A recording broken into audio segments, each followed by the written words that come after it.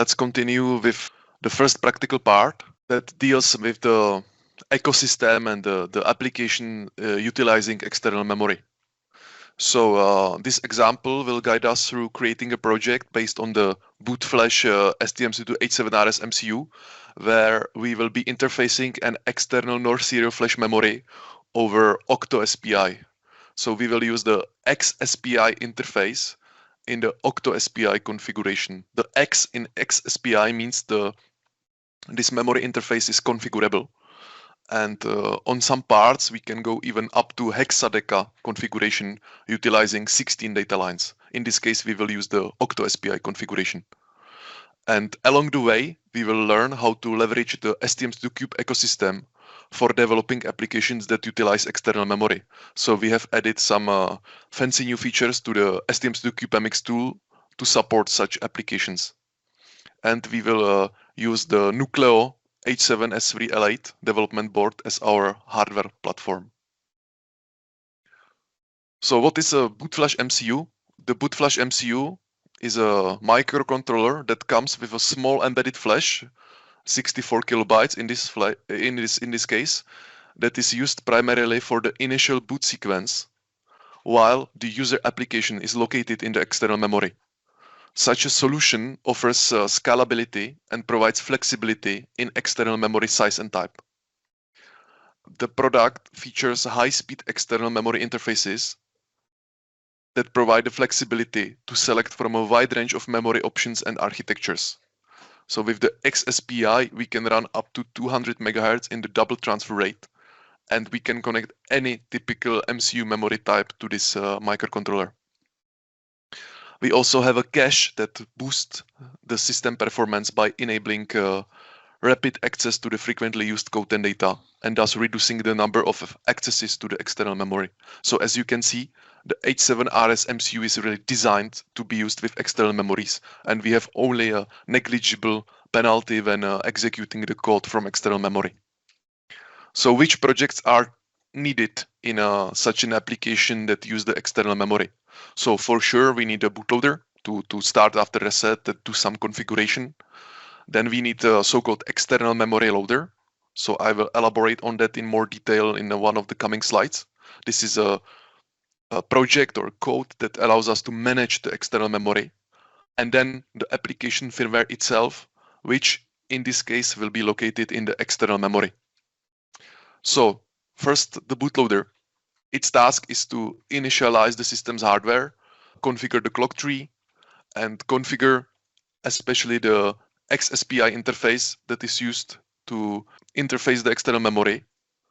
And once completed, it will hand over the code execution to the main application firmware residing in the external memory.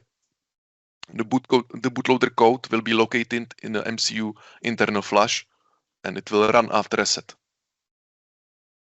Then the external memory loader. This one initializes the serial memory interface and then enables to manage the external memory, which means we can erase, write, read the external memory. And this is the way how to get our application firmware to the external memory. While it's being used, the external memory loader is loaded into MCU internal SRAM and executed from there, ensuring that the internal flash content remains unchanged. A big advantage is that no additional hardware is needed to manage the external memory. So we have our PCB with the microcontroller and the external memory, and we will make use of the microcontroller and load the external memory loader to its SRAM, and then manage the external memory. And this external memory loader can be used with multiple programming tools such as STM32Cube IDE, STM32Cube Programmer, or even IR or Kyle development environments. The application itself, in this case, the application firmware will be located in the external memory. And for simplicity, we will use the hello world of embedded systems, which means we will be toggling an LED. A great news is that STM32Cube MX can now generate all these projects for us. So not only the application, but also a bootloader and external memory loader. And as you will see, the generated code is ready to be used as is. So there are no adaptations needed, but it's possible, of course, for example, to add some layer of security to the bootloader.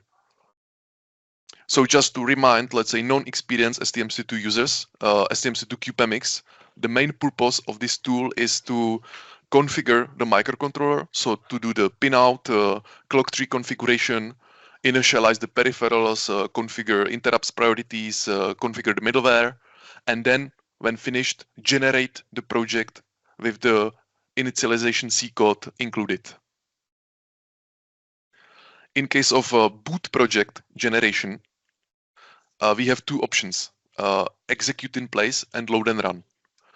Execute in place means that the code will be executed directly from the external memory, which means after reset, we will start from the bootloader, which will configure the memory interface, and then when finished, we will hand over the execution to the application firmware in the external memory. The second option is load and run. In this case, during boot, we will again configure the memory interface, and then we will transfer the application firmware to the internal SRAM and execute it from there. So internal SRAM is of course a high-speed memory with 0 wait states until the maximum CPU frequency. So for some simpler applications running on this platform, we can use this approach. Then the external memory loader. So as I said, it's a way how to manage the external memory, especially how to get the application firmware inside. So we can use various tools like Cube Programmer, Cube IDE, IR, or Kyle. We will load the external memory loader to the internal SRAM, and then the tool like a Cube Programmer will call the functions init read write to manage the external memory and to transfer the application firmware to the external memory. And it's also supported by the system bootloader. So system bootloader, this is the factory programmed bootloader that is available in every STM32 microcontroller. So this is now also supporting the external memory loader to handle the external memory. We have some new middleware to support development with external memories. So we have the external memory manager middleware, which provides a uniform API for accessing different types of external memories. So then only high level, let's say, API is exposed to the developer like write read, and we don't have to deal with the differences between the different memory types. It also includes a boot system to launch a user application stored in an external memory. And then the external memory loader middleware. So this is the middleware that assists us in creating customized external memory loaders in the specific formats required by different IDEs, because there is no, let's say, standard format for external memory loader. Each tool expects a bit different format, and this all can be generated thanks to the external memory loader middleware. And this middleware relies on the external memory manager and its API. Before we move to the practical part itself, there are some key concepts and principles to understand. So first one is a feature called HSLV, high speed low voltage. This feature is a characteristic of certain I/O ports that allows to operate at high speeds while using lower voltage levies. This feature is particularly useful for applications that require fast data transfer rates without the higher consumption typically associated with standard voltage levels, which means that we can power the IOs from 1.8 volts, and when this high-speed low voltage is activated, we can still reach the maximum speed of 200 megahertz. There is something to keep in mind, that HSLV can only be activated when the power supply voltage is below 2.7 volts, and this is fully up to the user. There is no built-in hardware protection, so the user bears the complete responsibility for ensuring that the HSLV feature is activated under correct conditions. If you activate it while the power supply voltage is at 3.3 volts, you may damage the MCU. And we will use this feature in our hands-on because the XSPI M2 port is powered by 1.8 volts, and we want to use the maximum frequency of 200 megahertz. Then a memory protection unit.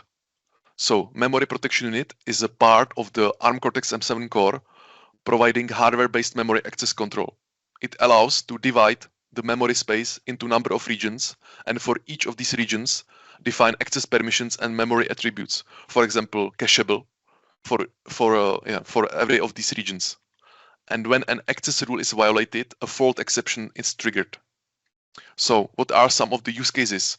For example, in the RTOS environment, we can isolate memory regions among different user tasks. We can also prevent a faulty task to corrupt stack and data memory used by other tasks or the kernel itself.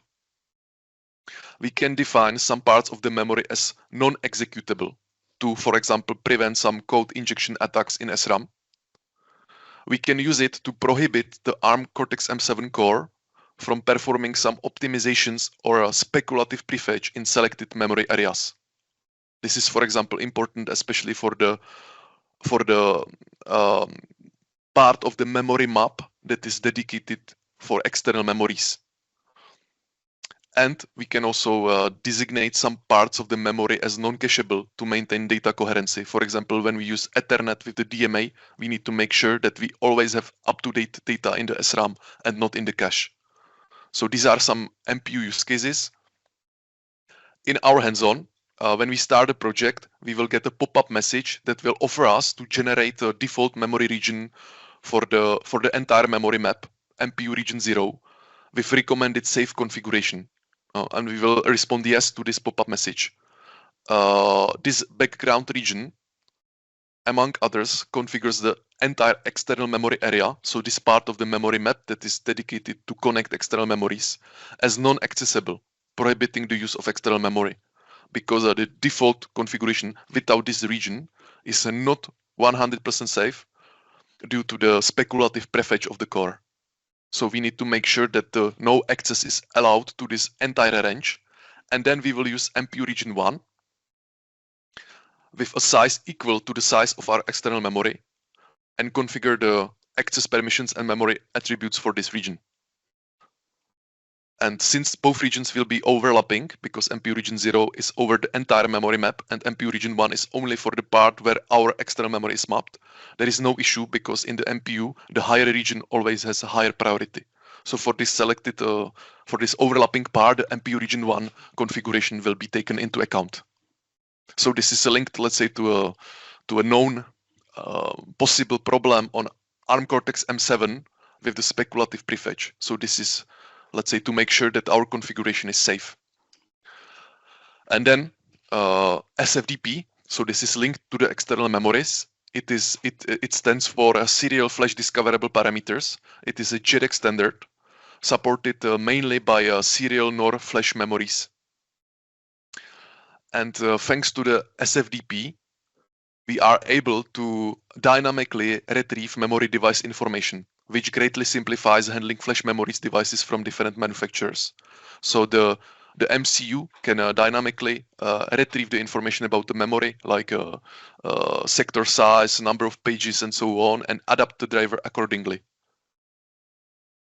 And SFDP is this device information is stored in the form of internal parameter tables, and the SFDP is used by the external memory manager middleware. Okay, and that's all, and we can start the practical session. So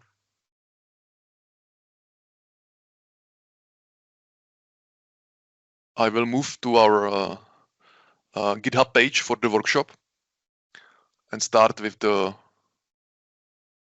first practical session. I will just go quickly through the introduction.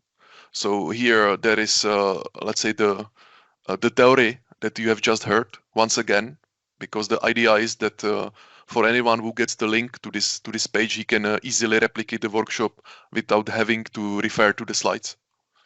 So I will just go through and move to the Cube Programmer part. So this is important to enable the HSLV feature, because the high-speed low voltage, it has to be enabled in the option bytes and in the SBS registers, the registers of the SBS peripheral. And as I mentioned before, you need to make sure that it's enabled when the power supply voltage is below 2.7 volts. So for example, if you are powering your iOS from 1.8 volts, but not at 3.3 or 3 volts, because this may damage the MCU. Okay, so I will open the Cube Programmer. Okay, I will connect to the board. You can see it's empty.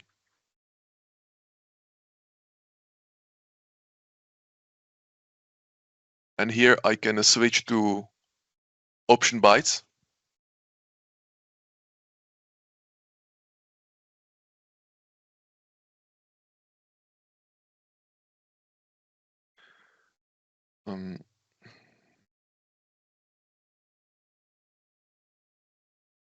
Just to show you my nuclear board that right now it's not doing anything because it's empty and we are connected.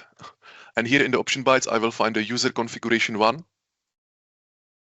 And here we have the HSLV configuration for XSPI2.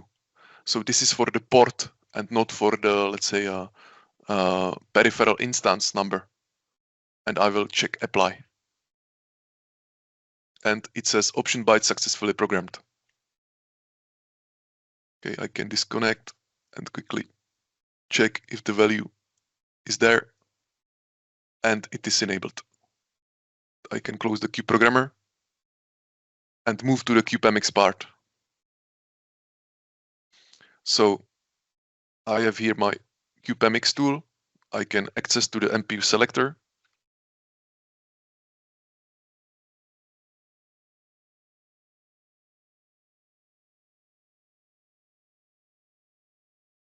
Okay, and here in the MCU selector,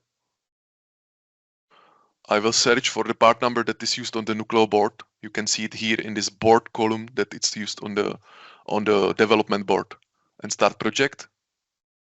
And this is about the MPU configuration, this pop-up window. It offers us to configure the MPU region 0. So I will respond yes to this pop-up window.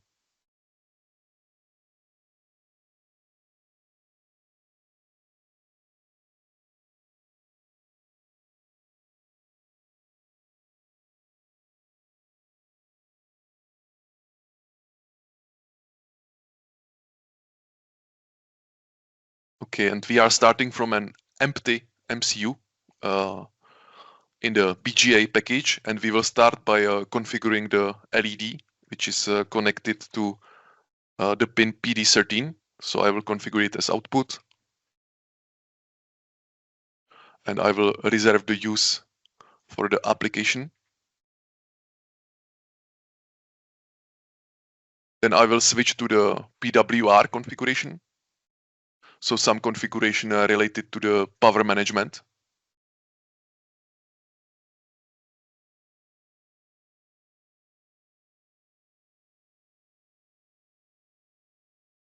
No, sorry, it's in the reset and clock control, sorry. And here the supply source, I will select the LDO because on this development board, we have no switch mode power supply, so we need to use the linear voltage regulator. Then I will move to MPU configuration, which is in a Cortex M7 boot here.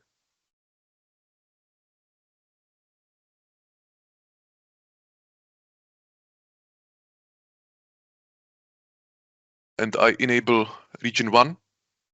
So we have here we have the region 0, here is the region 1. So I enable the additional region. The base address will be in the external memory. The size is the size of our external memory, so 32 megabytes. Then access permission is all access is permitted. And we enable instruction access, which is already done. And we make it cacheable, of course, to utilize the cache, and bufferable. And then we switch to Cortex M7 application. And here we disable the MPU. And in this case, the same configuration as the one done for boot will be used because the application will not change the MPU configuration. Then we move to XSPI. So this is the serial memory interface to connect to the external memory.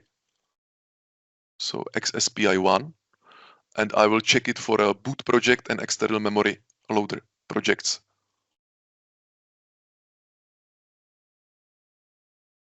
I will click here.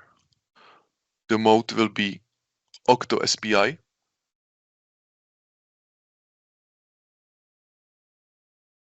And we have the memory connected to the second port.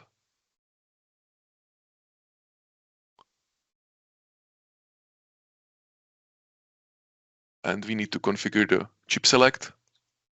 Then in the parameter settings, we will configure the memory type to Macronics.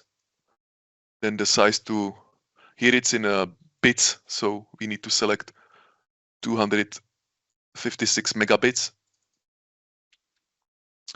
Chip select high time cycle to 2. And delay hold quarter cycle to enable. Then we move to the SBS configuration.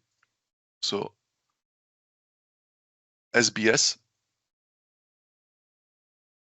And we again enable it for a bootloader and an external memory loader. Activate and select the XSPI M2 to enable. So this is the second step to enable the high-speed low voltage feature. First step is in the option bytes using the cube programmer, and the second step is here in the SBS registers. And then we can move to the middleware. So I can switch here to external memory manager. So I will select it also for the bootloader. Activate.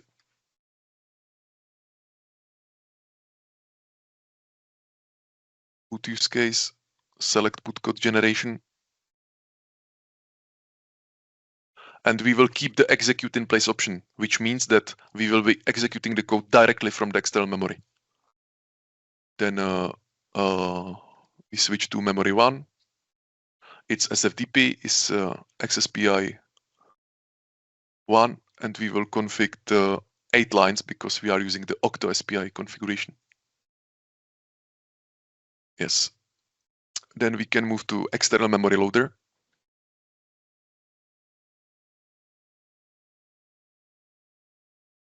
Check activate. External memory loader tab.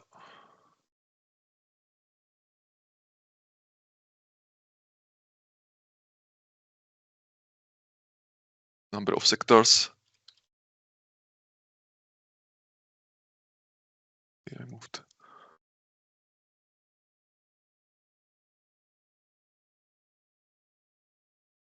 Then sector size.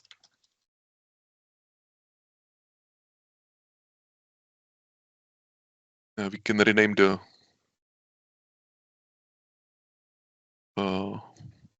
external memory loader. So I will put something like this.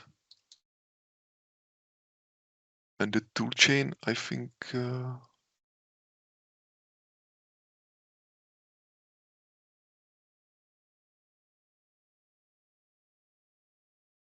Okay, should be fine. Like this.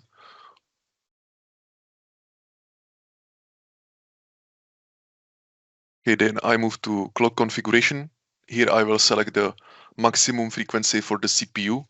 So I will just put it here, and I am asked by the tool to find the right solution. So I click on OK. This will take some time.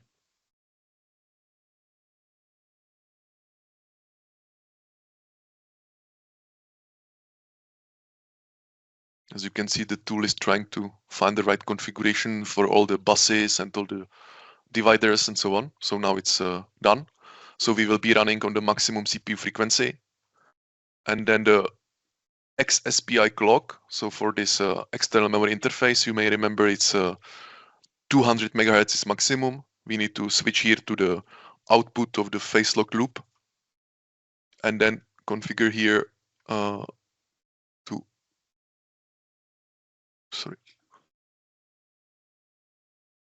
this to 4. This one to 50.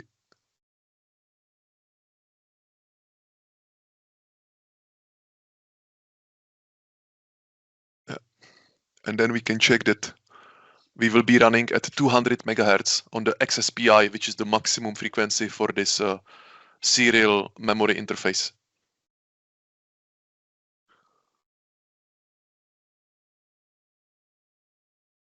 Then we can switch to project manager. Project name will be 7RS workshop, for example.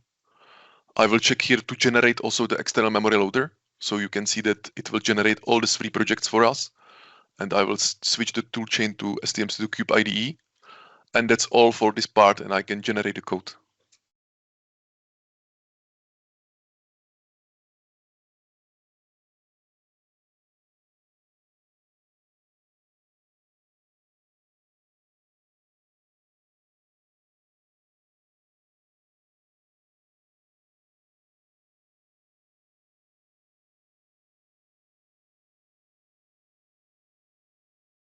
And here I will move to the Cube IDE part. And we will add a few lines of code.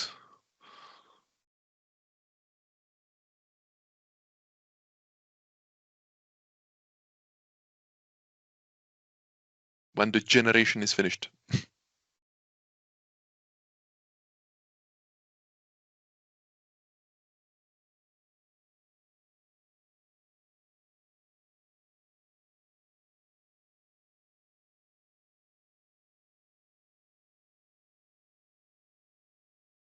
So if you have developed any of the external memory loader before, you may remember that either you were lucky and the loader for the selected external memory was already available, or you had to use the template project and let's say adapt the existing project according to your external memory.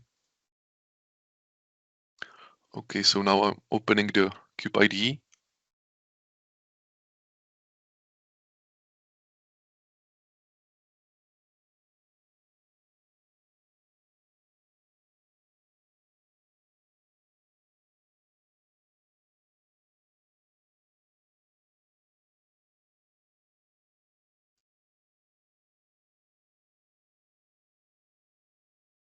And now I have the project imported in my workspace. So if I click here, you can see 3 different projects: application, boot, and external memory loader in the workspace. And the IOC file, which is the CubeMX project, this CubeMX project that we configured before. Okay, so I will continue here, and I will add the code to toggle LED in the infinite loop of the main.c of the application project, so the application firmware. So I will just scroll down here.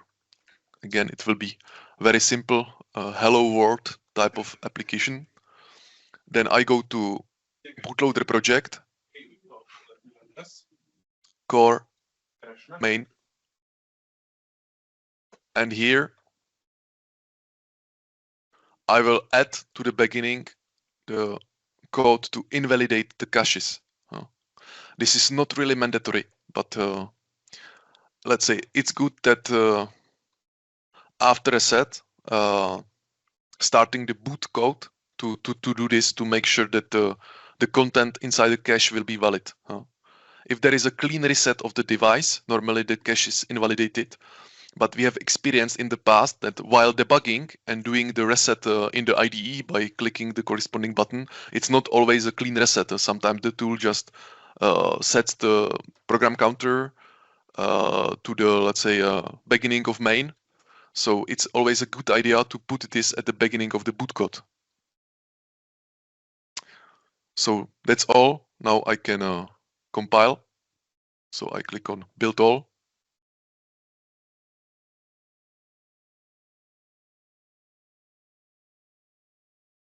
And we will build all 3 projects.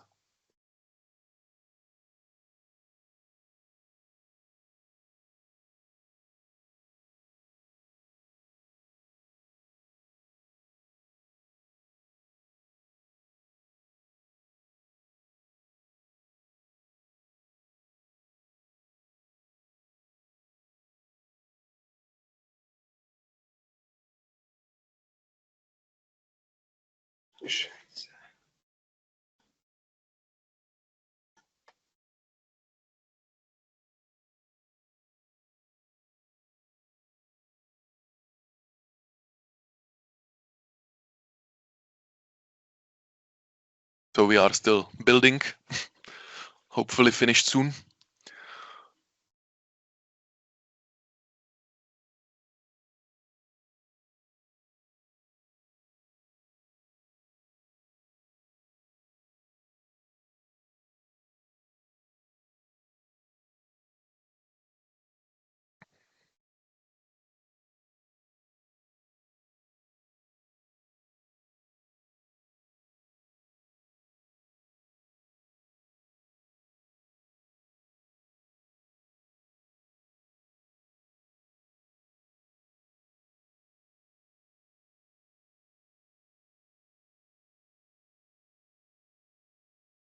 Okay, and it's finished. So now I can start debugging. I will start from the boot project, click here, debug configurations. I select STM32C C++ application. And what I have to check is that here in the debugger, the right external loader is present. And it is not the case here. So I have to go back. I don't have to save. And we have here a post build script. And normally what is required for the external memory loader is the STLDR file type. So all the STM32CubeMX tools, they require STLDR file, which is an ELF file or simply output, build output file of this project, external memory loader. And we just have to rename it and here, let's say, locate it in the debug configurations. And this normally would have been done automatically by the post build script. But since I have my tools installed in the program files, the script doesn't have sufficient permissions to do this automatically. So I have to do it manually. So I will open my project. So if you have installed your STM32 cube tools elsewhere, somewhere where you don't need the privilege, it will be done automatically by the post build script present in the external memory loader project. But this is not the case here. So I have my project here. I will go to external memory loader, debug, and here I have the ELF file. So I will copy it and I will rename it to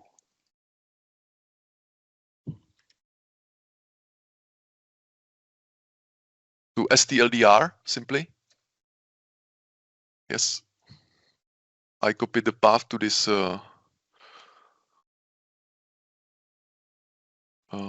folder.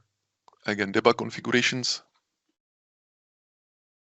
And here in the debugger, I will add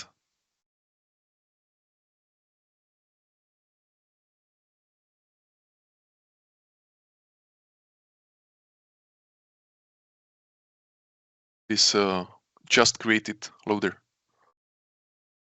Okay. And then in the startup, I need to add the application.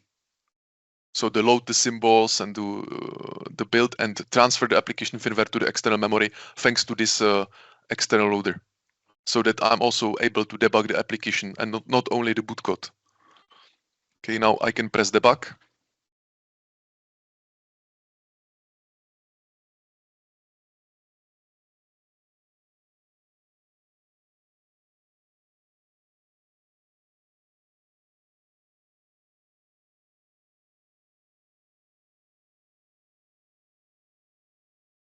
Okay, and here you can see that we are in the main.c at the beginning of the boot code. If I show you the registers, you can see in the program counter that we are inside a embedded flash, the internal flash of the microcontroller. I will put another breakpoint to the main of the application.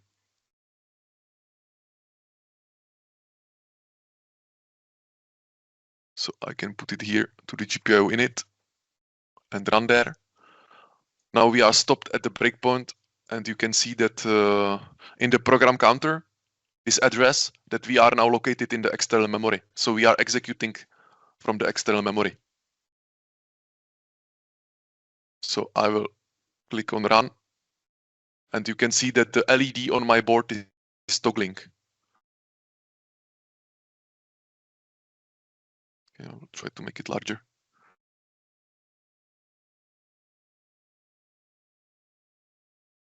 Okay, I can stop again, and you will see that based on the program counter that we are still in the external memory. So we are executing the code from the external nor SPI flash memory.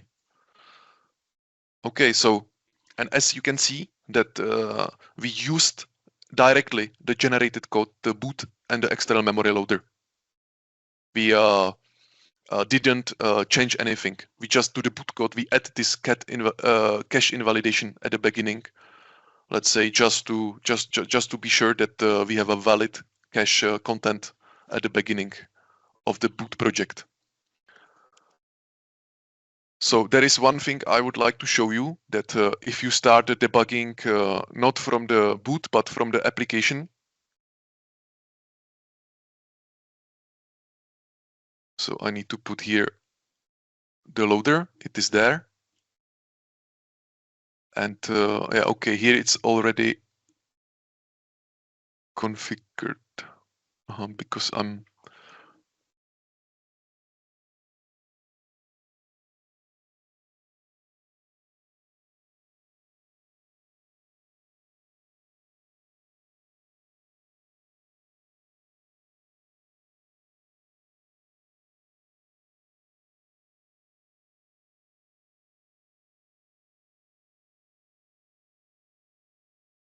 I think now it should work. Let's see.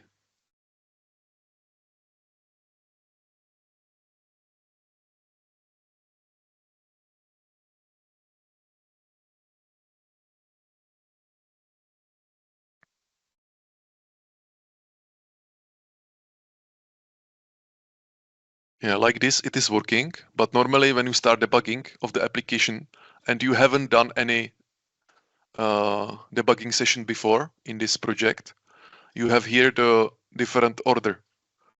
So by default, you have this order. And if you start debugging like that, you should get a hard fault at the beginning.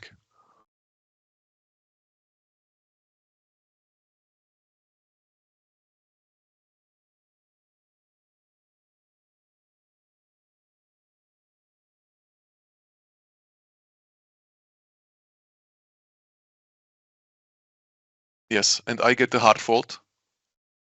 And I need to press reset. And then I am able to debug. So the order is important, because what the tool does, he wants to start the application. He looks on the address and he, let's say, tries to start from this address. But it didn't consider that the boot code hasn't been running. So we haven't configured the necessary hardware, the clocks, and the memory interface. So you may encounter this when you have a wrong order between the boot code and the application. So it's mentioned in the GitHub page at the end that if you encounter the hard fault, you need to change the order, or you need to press reset, either the reset button on the board, the physical button, or the reset in the IDE to be able to start debugging. Okay, so that's all for this part. So what we have learned how to leverage the STM32Cube ecosystem for developing applications from external memories, with external memories. We created the bootloader that is using the external memory manager to set up the Octo SPI interface. We created a simple GPIO toggle application, and we also created an external memory loader and used it with the IDE to transfer our application firmware to the external memory.